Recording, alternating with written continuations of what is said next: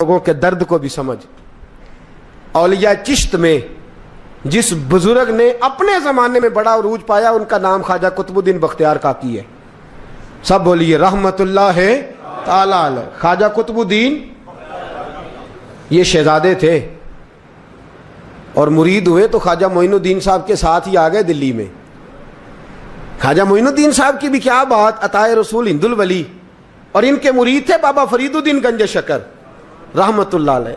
اور مجھے اللہ جانتا ہے مجھے عشق کی حد تک پیار ہے بابا فرید صاحب سے، بڑا میرا درد ان کے ساتھ. اور میں جتنا اس صوفی کو پڑھتا ہوں کم ہی لوگوں کو میں نے پڑھا ہے.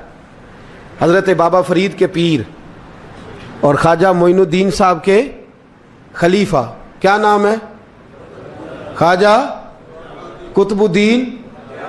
مکتب میں پڑھنے گئے نا پہلے دن، 4 سال کی عمر تھی، تو قاری صاحب نے الف با تا سا پڑھایا تو انہوں نے 15 سپارے قرآن پاک کے سنا دیے. تو کہنے لگے بیٹا تجھے کیسے آئے؟ کہنے لگے میری اماں 15 سپاروں کی حافظ ہے، وہ سارا دن قرآن پڑھتی رہتی تھی، مجھے سن سن کے یاد ہو گیا ہے. یہ بالا نو گالاں یاد ہو سکدیاں نے تے قرآن پاک بھی یاد. اللہ خیر کرے، شرط یہ ہے کہ ہم گھر میں قرآن پڑھیں، بچوں کو سن سن کے بھی یاد ہو ہی جاتا ہے. خواجہ قطب الدین اتنا عروج پایا اس شیخ کامل نے کہ وقت کا بادشاہ بھی مرید ہو گیا. سلطان شمس الدین التمش مرید تھا، دلی کا بادشاہ بھی مرید تھا. اجمیر کا بادشاہ خواجہ معین الدین صاحب کا مرید نہیں ہوا، نہ پاک پتن کا بادشاہ بابا فرید کا مرید ہوا. لیکن خواجہ قطب صاحب کو اللہ نے یہ عظمت بھی دی، یہ شان ہے نا. اگرچہ صدقہ سارا خواجہ معین الدین کے قدموں کا ہی تھا، لیکن دلی کا بادشاہ مرید ہوا، اور اتنا اعلیٰ مرید ہوا کہ جب خواجہ قطب الدین صاحب کا وصال ہوا تو 3 شرطیں لگائی تھی. فرمایا میرا جنازہ وہ پڑھائے، جب سے توبہ کیا پھر اس کا سینے بد حرام کے لیے نہ کھلا ہو، اور جب سے توبہ کیا پھر لقمہ حرام اس کے گلے سے نہ گزرا ہو، اور جب سے توبہ کیا پھر کبھی نماز تہجد بھی قضا. بڑے بڑے صوفی میری طرح کے گردن جھکا کے کھڑے ہو گئے. 7ویں صف سے دلی کا بادشاہ نکل آیا، کہنے لگا پیرا ساری زندگی میں نے پردہ داری سے عبادت کی تھی، تو جاتی دفعہ مجھے بے نقاب کر گیا ہے. اتنا بڑا انہوں نے شخص تھا. اور حال یہ تھا، لوگ کہتے ہیں کہ فلانا آدمی امیر آدمی ہے تو حضرت صاحب کا تعلق، پیر صاحب کا تعلق زیادہ ہے، تو اس کی عمارت نہ دیکھ، کبھی کبھی اس کی پرہیزگاری بھی دیکھ، اس کی خدمت گزاری بھی دیکھ. خواجہ قطب الدین صاحب پہ بھی الزام لگتے رہے. ایک الزام یہ بھی لگا کہ قریب چلے گئے. ہوا کیا، جب بادشاہ مرید ہوا تو کہنے لگا حضرت جی میں نے بادشاہی نہیں کرنی، میں نے اب خانقاہ میں رہنا ہے. تو فرمایا بیٹا تو چھوڑ دے گا تو کوئی ظالم بیٹھ جائے گا. تو حضور پھر کیا حکم ہے؟ فرمانے لگے تو نے کرنی ہے. تو کہا حضور آپ وہ کہاں ہوتے ہیں، میں کہاں ہوتا ہوں، دل ہی نہیں لگتا. تو آپ فرمانے لگے میں ڈیرا اٹھا کے تیرے قریب لے آتا ہوں. خواجہ صاحب 1 کلومیٹر کے فاصلے پر ڈیرا اٹھا کے لے آئے. فرمانے لگے میں تیری تربیت کرتا رہوں گا، تو مخلوق کا بھلا کرتے رہنا. صلی اللہ علیہ، تو حضور کی امت کا اللہ اکبر. وہ قریب، اس وقت بھی لوگوں نے بڑی باتیں کی کہ دیکھو جی بادشاہ تھا نا تو پیر صاحب ہی نیڑے آ گئے. لوگ دیکھتے نہیں کہ اصل بات کیا ہے. خیر وقت گزر گیا، بادشاہی مرید ہو گیا، تو پھر دلی سارے میں اسلام، اتنا عدل انصاف، ہندوؤں کو بات پسند نہ آئی. انہوں نے کچھ مسلمان خرید لیے. سلطان شمس الدین التمش بیٹھا ہے دربار میں، جاگ رہے ہیں نا آپ لوگ، سب کہیے صلی اللہ علیہ. بڑی غور سے سننے والی بات. ایک دن سلطان شمس الدین تمش دربار میں بیٹھا ہے، قاضی عدالت بھی بیٹھے ہیں، مقدمات سنے جا رہے ہیں. باہر سے رونے کی آواز آنے لگی، چیخنے چلانے کی. بی بی بیان کر رہی، کیا ہو گیا کیا ہو گیا. وہ ٹال لگے ہوتے تھے بادشاہوں کے، وہ بجنے لگے، زور ہونے لگا. بادشاہ نے کہا اس فریادی کو جلدی بلاؤ.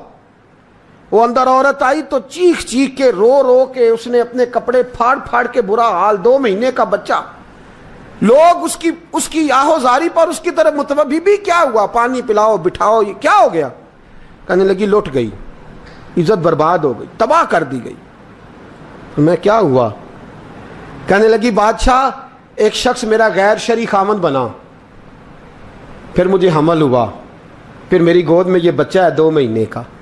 اب گئی ہوں تو وہ کہتا ہے کہ میرا تو تیرے سے تعلق ہی کوئی نہیں. بادشاہ کہنے لگے یہ سلطان شمس الدین تمش کی جگہ ہے، اور میں نے رسولullah صلی اللہ علیہ وسلم کے دین کے مطابق حکومت استوار کی ہے, کون ہے جو تیرے ساتھ؟ ابھی گردن نہ کاٹ دوں گا, بات کر کون ہے. کہنے لگی تو کچھ بھی نہیں کرے گا, کوئی کچھ نہیں کر سکتا. لوگ کلمے چھوڑ کے بیٹھ گئے, توجہ ادھر ہو گئی.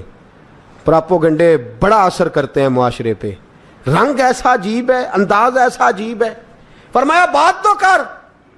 اس عورت کی آواز گونجی تو حالات ہی خراب ہو گئے. کہنے لگی بادشاہ حوصلہ پیدا کر سننے کا. کہا تو بات کر. کہنے لگی میرے گود میں جو بچہ ہے یہ قطب الدین بختیار کاکی کا ہے,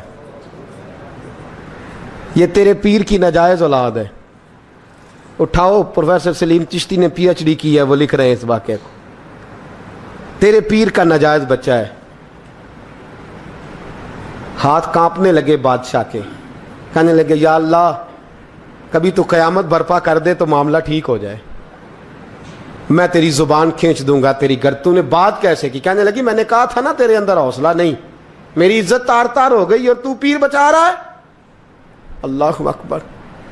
سلطان شمس الدین تمش آسمان کی طرف دیکھ کے کہنے لگے مولا مجھ مجرم کو جس کی برکت سے اٹھا کے تو نے مسجد میں پہنچایا, آج مجھے تو نے کس امتحان میں ڈال دیا؟ یہ کیا رنگ تو نے زندگی کا بنایا ہے. کہنے لگی بلا اسے, اڑا اب گردن. اللہ اکبر. خواجہ قطب الدین بختیار کاکی, ذرا اس جگہ پہ اپنے آپ کو کھڑا کر کے دیکھ میرے دوست. جو شخص دلی کے بازار میں نکلے تو دکانیں بند ہو جائیں, عورتیں گھروں میں گھس جائیں, جس کے نام پر چرچے ہوں دین کے, وہ شخص لاٹھی ٹکاتا ٹکاتا. عرس منانے آسان ہے, ڈھول ڈمکے کر کے گھروں کو جانا آسان ہے, پر ذرا ان کی راہوں کا مسافر تو بن انہوں نے انداز کیا اختیار کیا. حضرت خواجہ قطب الدین بختیار کاکی, خبر پھیل گئی. اتنی شہرت پاکیزگی کی نہیں ہوئی تھی جتنی اس جرم کی ہوئی. لاٹھی ٹکاتے ٹکاتے جب پہنچے نا بادشاہ کے دربار میں, بادشاہ اٹھنے لگا, قاضی اٹھنے لگا, لوگ اٹھنے لگے, تو قطب الدین بختیار کاکی کی آنکھوں میں آنسو آئے. مانے لگے بیٹو بیٹھ جاؤ, آج میں پیر بن کے نہیں آیا, میں مجرم بن کے آیا. اور کہا میرے مالک کا انصاف بھی دیکھو, دلی کا پیر آج دلی کی عدالت میں اپنے نا کردہ جرم کی صفائی دینے آیا. بڑی لاٹھی پہ ٹیک لگائی. دلی کی گلیاں بھی روتی ہیں کہ یہ کیا رنگ, اللہ یہ تیرا کیا رنگ ہے. یہ تے میں گڈی تے ہاتھ ڈور سجن دے, او جنج رکھے اونج رہنا ہے, واجب نہیں جے وچ شریعت, مندہ خسم نو کہنا اے تن میرا کنگھی ہووے. میں زلف سجن دی واواں, پوش میرے دی جتی بن جائے, میں یار دی قدمی آواں. مارو مارو مینو مار مکاؤ, کوئی یوزر نہ پیش لے آواں, جے سونا ہی میرے دکھ وچ راضی, جے سونا ہی میرے دکھ وچ راضی, تے میں سکھ نو چلے ڈاواں. پر یار فریدا کدی بل پہ سونا, یار فریدا جے کدی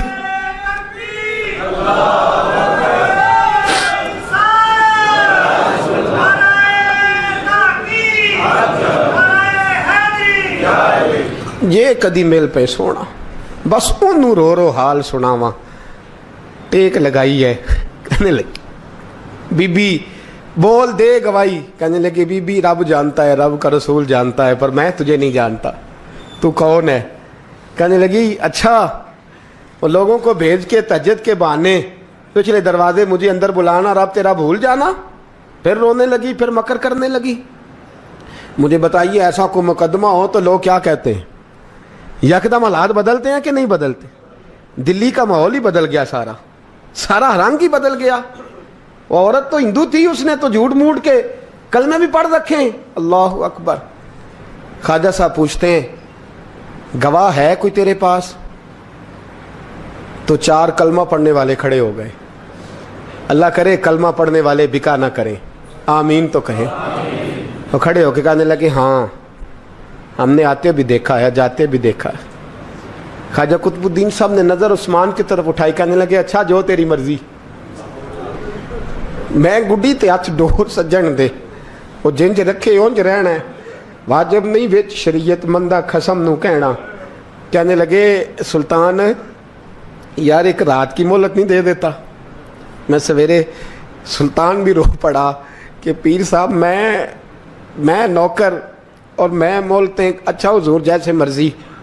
باہر نکلے, خادم کہنے لگا حضور سواری پہ بیٹھ جائیں. وہ ماننے لگے نہیں یار آج پیدل جانا ہے.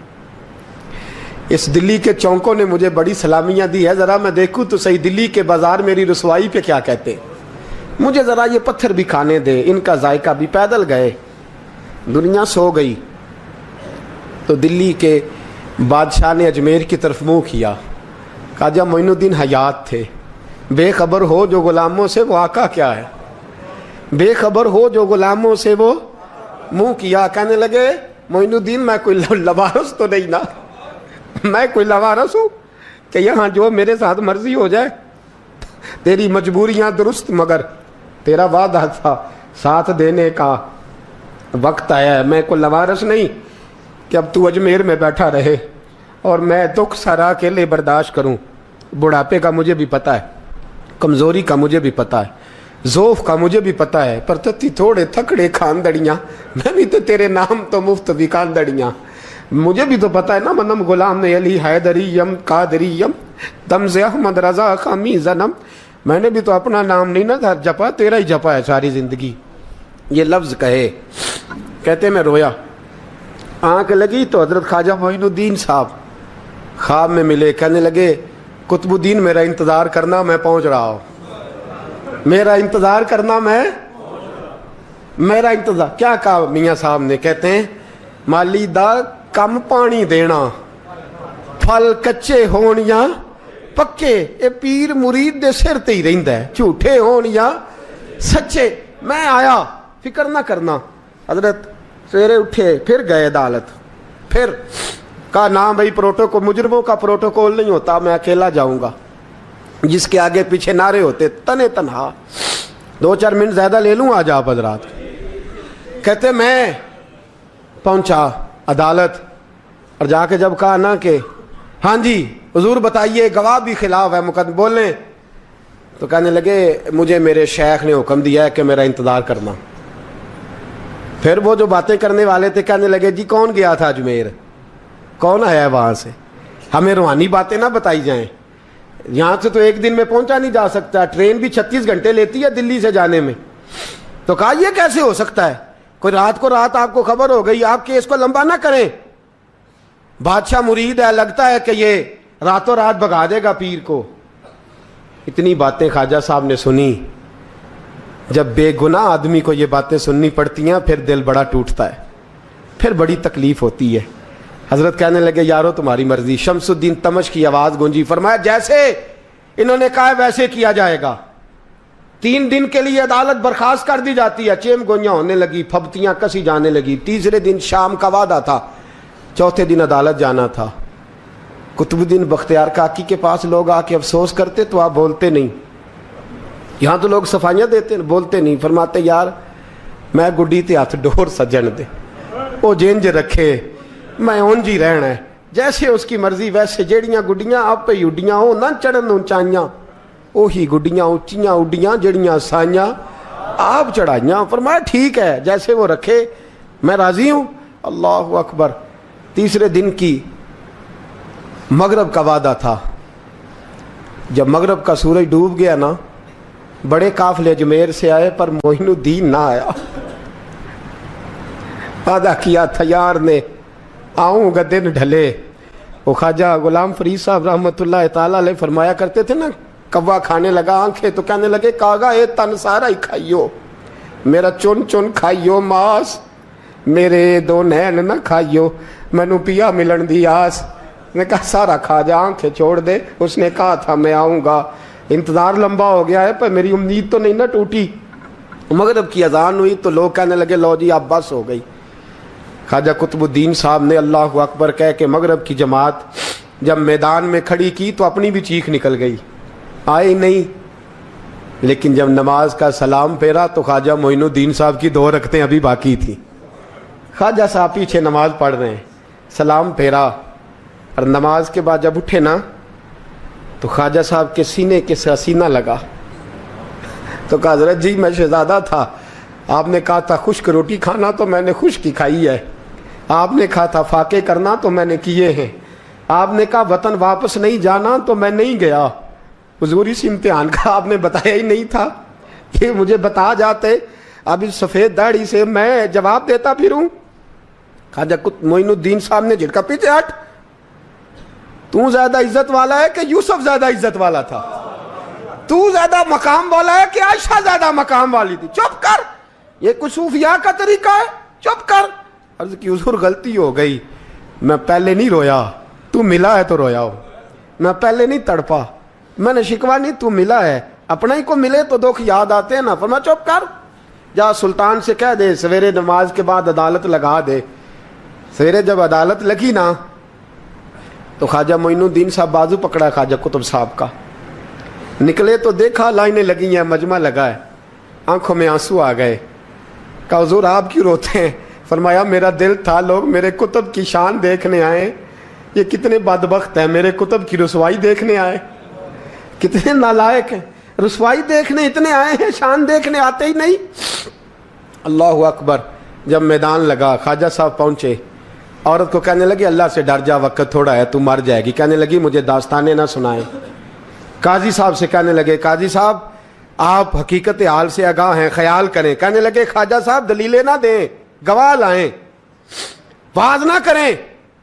خواجہ صاحب رحمت اللہ علیہ کہنے لگے گواہوں کو بلاؤ. گواہ آئے تو خواجہ معین الدین صاحب نے نظر, تم ہو میرے کتب پر, میرے کتب کے جرم کے گواہ.